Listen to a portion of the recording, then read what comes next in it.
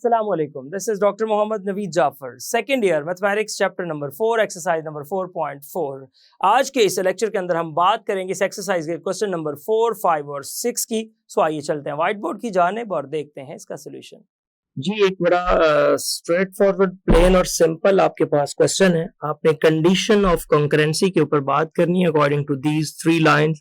आप जानते हैं कि लाइंस जो होती हैं वो कॉन्करेंट होती हैं अगर वो एक ही पॉइंट से पास करें, एक बात। और दूसरी बात है, आपको पता है कि कंडीशन ऑफ कॉन्करेंसी के अंदर हम ये कहते हैं कि वो लाइंस कॉन्करेंट होती हैं अगर जो कोएफिशिएंट मैट्रिक्स होता है, यानी कि ax plus b y plus c is equals to 0, ये जब पूरी 3 इक्वेशंस बनती है तो इनका जो कोएफिशिएंट मैट्रिक्स होता है उसको 0 के इक्वल रखा जाता है, जो इसकी प्रॉपर कंडीशन होती है। सो मैं सॉल्यूशन की जानिब आता हूं और हम क्या करते हैं, इसके सॉल्यूशन के अंदर लेके आते हैं जी गिवन इक्वेशंस आर, जो आपके पास गिवन लाइंस या गिवन इक्वेशंस हैं वो क्या क्या है। y is equals to m1x plus c1, y is equals to m2x plus c2 और y is equals to m3x plus c3। ये वो 3 लाइंस हैं जो हमें गिवन है। अब इन तीनों लाइंस को जरा रीराइट कीजिएगा।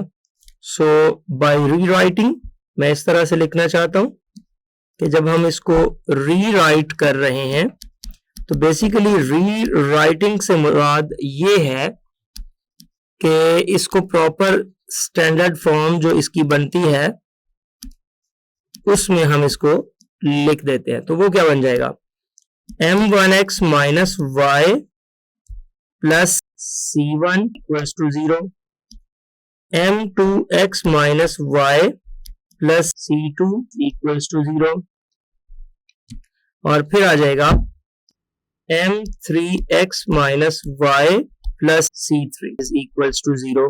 ये वो 3 लाइंस आ गई। अब हम इसके ऊपर कंडीशन ऑफ कॉन्करेंसी अप्लाई करते हैं। सो मैं इस बात को ऐसे लिखता हुआ आगे मूव करता हूं कि अप्लाइंग कंडीशन ऑफ, जो हमारे पास कॉन्करेंसी की कंडीशन है उसको हम अप्लाई करते हैं।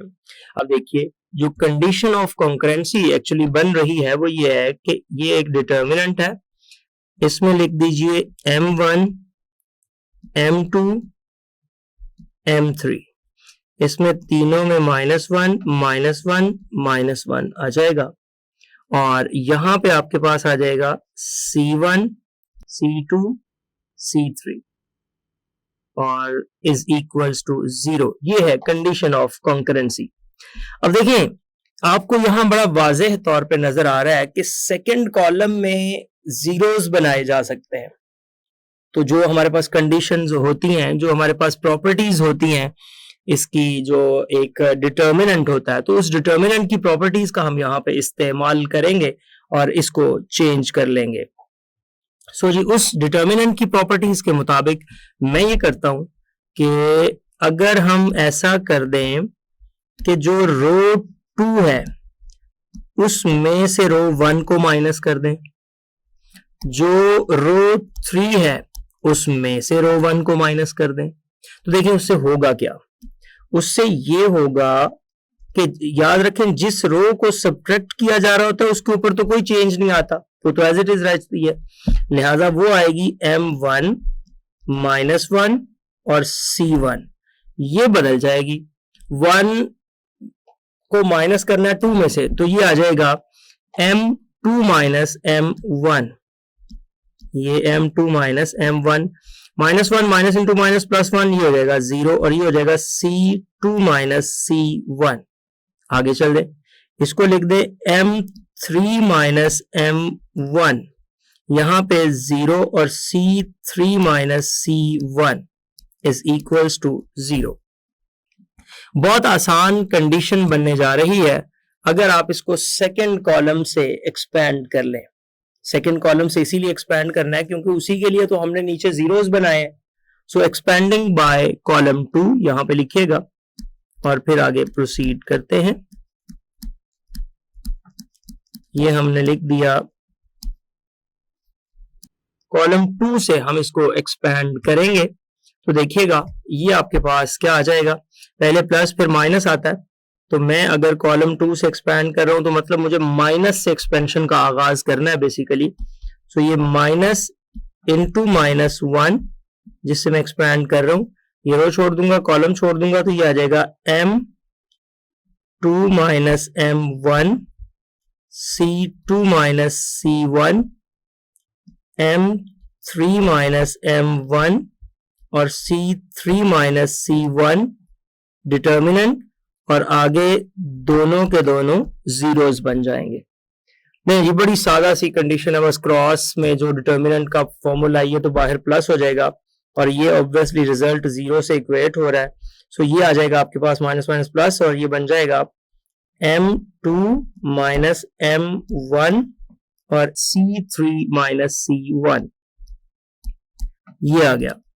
उसके बाद आपने जब उसको आगे मल्टीप्लाई करना है तो वो जो मल्टीप्लिकेशन आपके पास यहाँ पे आ रही है ना इस सेकेंड रो की उसके फर्स्ट कॉलम के एलिमेंट के साथ, तो वो मल्टीप्लिकेशन किस तरह से आ रही है जरा गौर कीजिएगा। मैंने यहां से माइनस लिखा और मल्टीप्लाई कर दिया M3 माइनस M1 को with C2 minus C1 is equals to 0। नहीं जी, ये मल्टीप्लिकेशन मैंने यहाँ पे कर दी। अब इस मल्टीप्लिकेशन में मैंने क्या करना है, ये कंडीशन आ गई है, इट्स अप टू यू कि आप इसको यहाँ पे स्टॉप कर देते हैं या इसको एक स्टेप तक और आगे मूव करवा देते हैं। अब अगर आप एक स्टेप तक और आगे मूव करवाएंगे तो वो स्टेप एक्चुअली क्या हो सकता है वो देखिएगा। वो स्टेप आपके पास हो सकता है कि जस्ट इसको उधर लेके जाके ये लिख दें M2 माइनस M1 और ये आपके पास आ जाएगा into C3 minus C1 is equals to, ये आ जाएगा M3 माइनस M1 इनटू ये आ जाएगा C2 minus C1 is the required condition. ये वो रिक्वायर्ड कंडीशन बन गई है जो आप यहां से फाइंड करना चाहते थे। तो ये बात यहां पे मेंशन कर दीजिए कि ये जो आई है आपके पास, ये आपके पास इसकी रिक्वायर्ड कंडीशन आ चुकी है। नहीं जी, ये रिक्वायर्ड कंडीशन आ गई। अब हम मूव करेंगे अपने नेक्स्ट क्वेश्चन की जानिब जो कि क्वेश्चन नंबर 5 है और देखते हैं उसका क्या सोल्यूशन है और उसकी क्या स्टेटमेंट है। जी, तो क्वेश्चन नंबर 5 की स्टेटमेंट आपके सामने एक बड़ा ही इंटरेस्टिंग क्वेश्चन कहता है कि determine the value of P.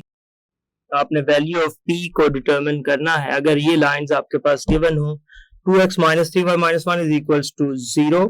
जो पहली लाइन है वो आपके पास 2x minus 3y minus 1 is equals to 0 है। दूसरी लाइन आपके पास मौजूद है 3x minus y minus 5 is equals to 0 और जो तीसरी लाइन है वो है 3x plus py plus 8 is equals to 0। कहता है मीट एट अ पॉइंट। अब जब ये वर्ड कहा जाता है ना मीट एट अ पॉइंट, तो इससे मुराद होता है कि वो कॉन्करेंट है। सो यहाँ सोल्यूशन में आइए और उसको गिवन लाइन का पहले बता दीजिए कि क्या गिवन लाइंस हैं। गिवन लाइंस आर, वो बन रही हैं 2x minus 3y minus 1 is equals to 0। यह आ जाएगा 3x minus y minus 5 is equals to 0 और नेक्स्ट आ रही है 3x plus py plus 8 is equals to 0। नहीं जी, ये आपके पास वो लाइंस हैं जो आप फाइंड करना चाहते थे। और अब इन लाइंस की मदद से बेसिकली जो हमने काम करना है यहाँ पे वो ये है, जो प्रॉपर आपका यहाँ पे सिचुएशन बनती है वो कुछ ये बनती है कि ये लाइंस उसने कहा कि मीट एट अ पॉइंट। जो अगली इंपॉर्टेंट बात है, उसने ये कहा कि ये लाइंस क्या करती हैं, मीट एट अ पॉइंट। ये तीनों की तीनों लाइंस एक पॉइंट पर मीट करती हैं। अगर ये लाइंस एक पॉइंट पर मीट करती हैं तो ये कॉन्करेंट है। That is the lines are concurrent और अगर कोई भी लाइंस कॉन्करेंट हो, तो लाइंस कॉन्करेंट जब होती हैं तो इसका मतलब होता है कि कंडीशन ऑफ कॉन्करेंसी उसको फुलफिल करती है। सो यहां पे लिखिएगा बाय कंडीशन ऑफ कॉन्करेंसी, यहां पे जो कंडीशन है कॉन्करेंसी की वो लगाते हैं।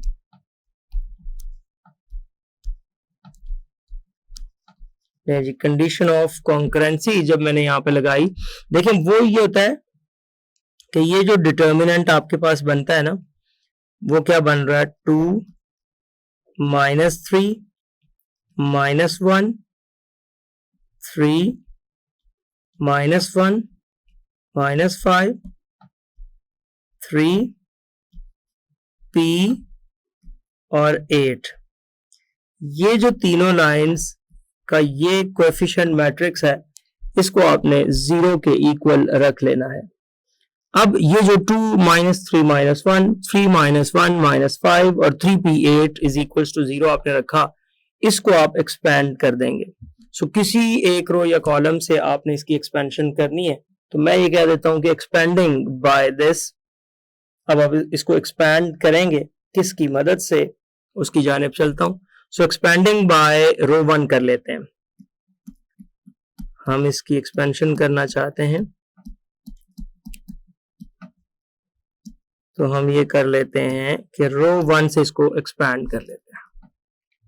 जब आपने रो 1 से एक्सपैंड किया तो देखिए प्रोसेस ये है कि 2 से एक्सपैंड कर रहे हैं, 2 वाली रो छोड़ दें, कॉलम छोड़ दें, तो बाकी आ जाएगा -1 -5 और P और 8। फिर माइनस इंटू -3 से एक्सपैंड करेंगे तो 3 वाली रो यानी कि फर्स्ट रो और सेकंड कॉलम छोड़ देंगे, तो ये आ जाएगा 3 -5 और 3 8। और लास्ट पे -1 से एक्सपैंड करेंगे तो ये आ जाएगा 3 -1 और 3 और P।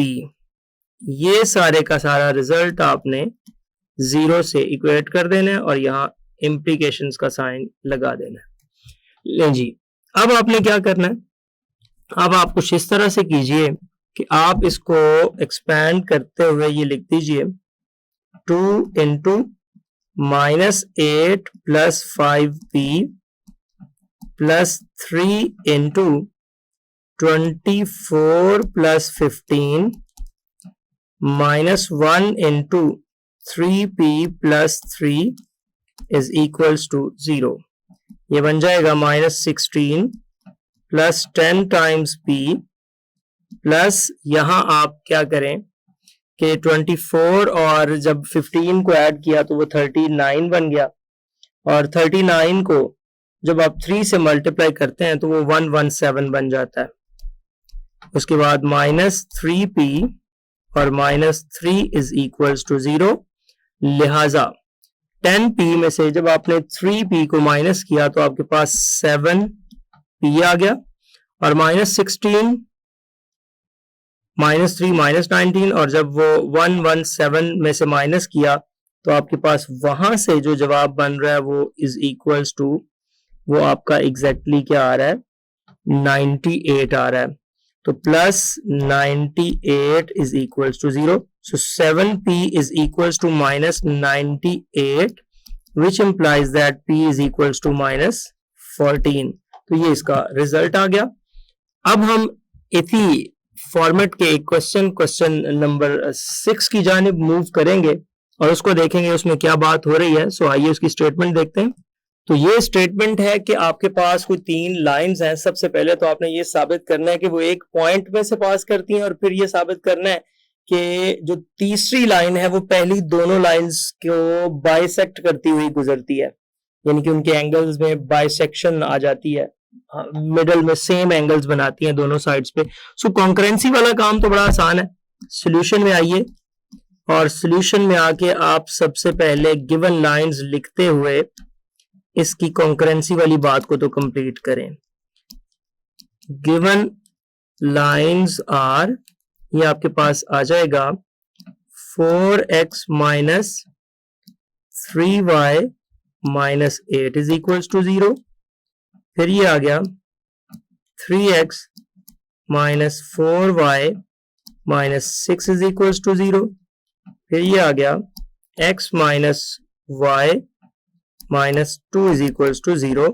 So by condition of concurrency हमने ये साबित करना है कि ये कॉन्करेंट है, तो हम कंडीशन ऑफ कॉन्करेंसी को देखेंगे कि क्या वो फुलफिल होती है। सो उसके लिए हमने इसका जो कोएफिशिएंट मैट्रिक्स का डिटर्मिनेंट है उसको प्रूव करना है कि वो 0 के इक्वल है। सो वो देखिएगा 4 minus 3 minus 8 3 minus 4 minus 6 1 minus 1 minus 2 ले जी ये है। अब इसको आप क्या करें, एक्सपैंड कर दें किसी एक रो या कॉलम से। जब आप इसकी एक्सपेंशन की बात करते हैं तो आप देखिए आपके पास क्या रिजल्ट आता है। लेट्स से दैट हम इसको फर्स्ट रो से एक्सपैंड कर देते हैं। सो जब आप फर्स्ट रो से एक्सपैंड करते हैं तो हम साइड पे लिख देते हैं एक्सपैंडिंग बाय R1। सो 4 इंटू ये आ जाएगा minus 4 minus 6 minus 1 minus 2 minus into minus 3 से एक्सपैंड करते हैं, यह आ जाएगा 3 माइनस 6 1 माइनस 2 और फिर प्लस माइनस 8 से एक्सपैंड करते हैं तो ये आ जाएगा 3 माइनस 4 और 1 माइनस 1। ले जी ये आ जाएगा आपके पास 4 माइनस माइनस प्लस 8 और माइनस 6 माइनस माइनस प्लस 3, ये आ जाएगा माइनस 6 प्लस 6, ये आ जाएगा माइनस 8 और ये बन जाएगा माइनस 3 प्लस 4। नहीं जी चेक करते हैं, ये बन जाएगा 4 into 2 plus 3 into 0 minus 8 into 1। तो आप देखिए क्या सिचुएशन यहाँ पे बन रही है। सिचुएशन कुछ ये है कि 8 प्लस 0 माइनस 8 ये इससे कैंसिल, तो जवाब क्या आ गया 0, which implies that the given lines are concurrent. लिहाजा ये बात हमने पहले वाले पोर्शन में तो साबित कर दी कि जो आपके पास गिवन लाइंस हैं ये कॉन्करेंट लाइंस हैं। नहीं जी, अगर लाइंस कॉन्करेंट हो जाएं तो ये तो एक मरहला हो गया। अगले मरहले के अंदर हमने इनके दरमियान एंगल्स फाइंड करने हैं, तो सिंपल स्लोप्स फाइंड करें पहले सबकी। सो अगर मैं कहूं कि slope of line 1 of L1 is equals to M1, formula है माइनस a ओवर b। तो जो पहली लाइन आपके पास थी उसके मुताबिक आपके पास वो थी 4x माइनस 3y माइनस 8, तो बन जाएगा माइनस 4 ओवर माइनस 3, तो ये आ जाएगा 4/3। फिर आप करेंगे स्लोप ऑफ लाइन 2। जब आप सेकेंड लाइन की स्लोप और उसको M2 कह देते हैं तो वो आपके पास क्या बन जाता है माइनस a ओवर b, और वो लाइन आपके पास थी 3x माइनस 4y माइनस 6, तो उसके मुताबिक जब चलते हैं तो ये आ जाएगा माइनस 3/-4, तो ये आ जाएगा 3/4। और फिर मैं बात करता हूं slope of line 3, slope of line 3 which is M3, और ये आ जाएगा माइनस a ओवर b। तो जो माइनस a ओवर b आपके पास आ रहा है उसकी आपके पास स्लोप कितनी बनेगी, वो इक्वेशन है x minus y minus 2 is equal to 0, तो वो बन जाएगी minus 1 over minus 1 is equal to 1। नहीं जी, ये आपके पास इनके दरमियान स्लोप्स आ रही हैं। अब देखिए अगर ये लाइंस आप ड्रॉ भी कर लें तो आपको जरा और बेहतर तरीके से इनके बारे में आइडियाज हो जाएंगे कि ये कैसी लाइंस हैं। तीनों लाइंस एक ही पॉइंट में से पास कर रही हैं। एक लाइन हमारे पास ये है, लेट्स से दैट इसको मैं लाइन 1 कह लेता हूं। जो पहली लाइन आई है ये मेरे पास है जी लाइन 1, ये आ गया। फिर मैं एक लाइन 2 बनाता हूं, ये मेरे पास यहां पे आ गई लाइन 2, और अब आपको जरा आसानी से अंडरस्टैंडिंग हो जाएगी ना किन किन लाइंस के दरमियान किस डायरेक्शन में हम फाइंड करना चाह रहे हैं। सो अब एक ऐसी लाइन हम ये प्रूव करना चाहते हैं कि ये जो तीसरी लाइन है वो इन्हीं के पॉइंट ऑफ इंटरसेक्शन में से पास करती है और वो इनके एंगल्स को बाइसेक्ट करती है। अब देखिए एंगल की जब बाइसेक्शन की बात आ जाए तो वो कुछ ये बात कर रहा है यहाँ पे बाइसेक्शन ऑफ एंगल वाली कि वो लाइन तकरीबन कह लें इस जगह से पास कर रही है ऐसे, और ये दोनों साइड्स पे इस एंगल को बाइसेक्ट करती है। अब देखिए यहाँ पे दो एंगल्स बन रहे हैं, एक एंगल आपका ये लाइन 3 है, ये लाइन 2 है, तो ये जो ऊपर वाला एंगल आपका बन रहा है ना लाइन 3 से लाइन 1 की तरफ, इसको हम कह देते हैं कि ये हमारे पास फर्ज करें θ1 है। और एक ये जो हमारे पास है लाइन 2 से लाइन 3 की तरफ, तो लाइन 2 से जब हम लाइन 3 की तरफ जाएंगे तो वो हमारा हम कह देते हैं एंगल θ2 है। तो हमने ये साबित करना है कि θ1 θ2 के एग्जैक्टली इक्वल है। सो वेरी सिंपल, जब आप tan θ1 करेंगे, जरा गौर कीजिएगा, जब आप tan θ1 करेंगे तो सिंपल आप देखें कि किस से किसकी तरफ ये लाइन जा रही है, जिसकी तरफ 2 हो, मतलब जिसकी तरफ उसकी डायरेक्शन हो वो पहले आता है। तो ये आ जाएगा m1 minus m3 divided by 1 plus m1 m3। इसकी वैल्यूज पुट कर दें तो आपके पास वैल्यूज कुछ ये आ रही हैं। ये m1 है 4/3 माइनस 1 डिवाइडेड बाय आपके पास आ जाएगा 1 प्लस 4/3 इंटू 1। तो इसको जब आप सॉल्व करते हैं तो ये आ जाएगा 4 माइनस 3, एलसीएम से एलसीएम कट जाएगा 3 प्लस 4। तो ये जो मुझे नजर आ रहा है वो कुछ ये है कि tan θ1 is equal to 1/7, tan θ1 is equal to 1/7 या θ1 is equal to tan inverse 1/7, वो जितना भी बन रहा है। अब दूसरे एंगल की जानिब चलते हैं। दूसरा एंगल वो आपने देखा था कि वो लाइन 2 से लाइन 3 की तरफ बन रहा है। सो आपने देखा कि नाउ tan θ2, तो जो tan θ2 है वो बनेगा आपका exactly m3 minus m2 over 1 plus m3 m2। अब इसमें वैल्यूज को पुट कर दीजिए तो ये आपके पास क्या आ जाएगा m3 है 1 minus 3/4 divided by 1 plus 1 into 3/4, ऊपर आ जाएगा 4 माइनस 3, एलसीएम से एलसीएम कट जाएगा और नीचे 4 प्लस 3, सो ये आ जाएगा 1/7।